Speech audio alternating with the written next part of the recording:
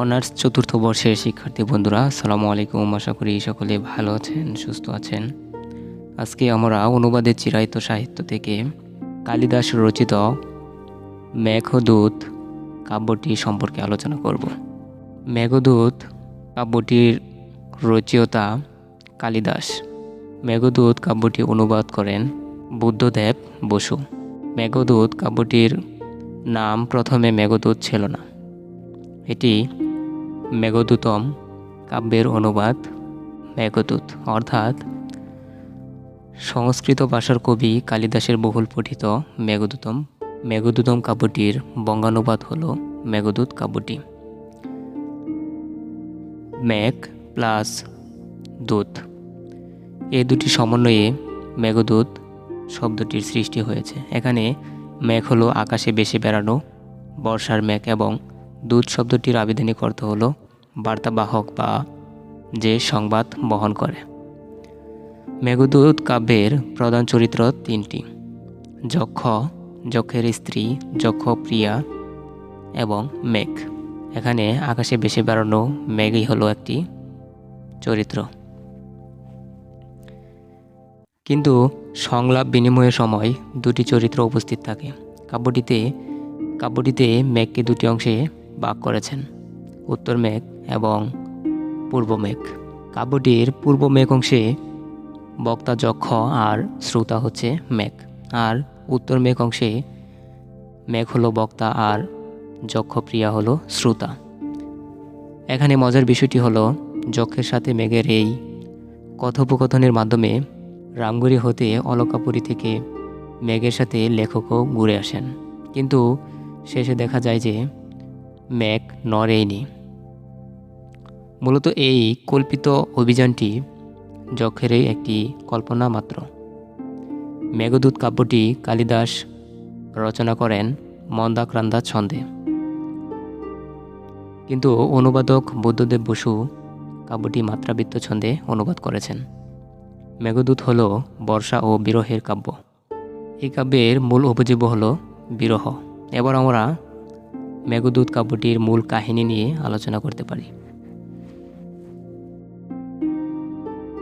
কৈলাস পর্বতের নিকট অবস্থিত অলকাপুরের রাজ্যের রাজা কুবেরের বাগান রক্ষক ছিলেন এই কাব্যের নায়ক যক্ষ।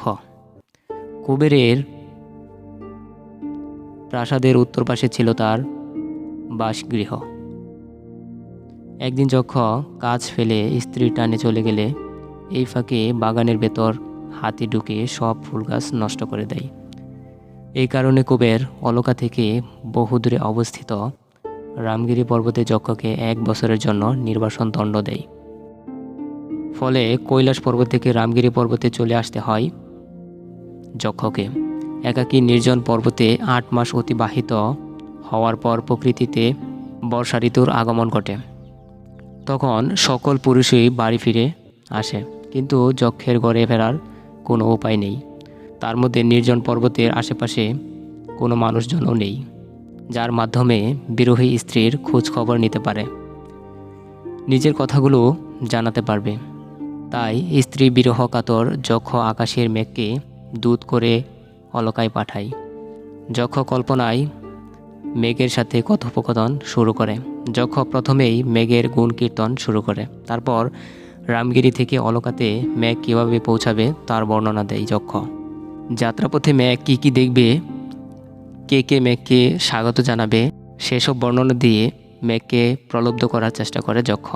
অতঃপর মেঘ বিভিন্ন নদীপথ জনপথ ধরে পর্বত পেরিয়ে অলকা নগরীতে পৌঁছানোর পর যক্ষ প্রিয়াকে সহজেই যেন খুঁজে পেতে পারে, তাই যক্ষ মেঘের কাছে তার বিরহী প্রিয়ার বর্ণনা দেয়। মেঘকে প্রথমেই জানায় মেঘ যেন উত্তর দিকে যাত্রা শুরু করে। উত্তর দিকে যাত্রা শুরু করার পর আমজাম বাগান পেরিয়ে বিদেশে পৌঁছাবে মেঘ। সেখানে বিশ্রাম করে মেঘ সোজা না গিয়ে মহাদেবের বাসস্থান উজ্জয়িনীপুরে যায়। সেখান থেকে নির্বিন্দা নদী পেরিয়ে অবন্তিপুরীতে, অতঃপর শিপ্রা নদী পেরিয়ে দেবগিরি পর্বতে, যেখানে কার্তিক অবস্থান করে।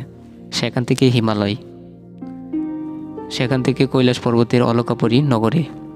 সেখানে কুবরের ভুবনের উত্তর পাশেই যক্ষের ভবন, আর সেখানে দেখতে পাবে স্বামী বিরহ কাতর যক্ষের স্ত্রীকে। তারপর খুঁজে পেয়ে যক্ষের প্রিয়াকে মেঘ যেন জানায় যে যক্ষ এখনও জীবিত আছে এবং সে তার প্রিয়ার কুশল জানতে চাইছে। অতপর যক্ষ মেঘের কাছে শেষ অনুরোধ জানাবে যে বিরহকাতর যক্ষপ্রিয়াকে যক্ষের খবর জানিয়ে তাকে যেন শেষ আশ্বাস দিয়ে বলে যক্ষ যেন শীঘ্রই ফিরে আসবে। মূলত মেঘের সাথে যক্ষের কথোপকথনের মধ্য দিয়ে স্ত্রীর প্রতি প্রেম ও বিরহ স্পষ্ট হয়েছে। এটাই ছিল মেঘদূত কাব্যটি নিয়ে সংক্ষিপ্ত আলোচনা। ধন্যবাদ সবাইকে। পরবর্তী ক্লাসে আবারও দেখা হবে। সে পর্যন্ত আপনাদের সুস্থতা কামনা করছি। সবাইকে ধন্যবাদ জানিয়ে আজকের মতো এখানে বিদায় জানাচ্ছি। আল্লাহ হাফেজ।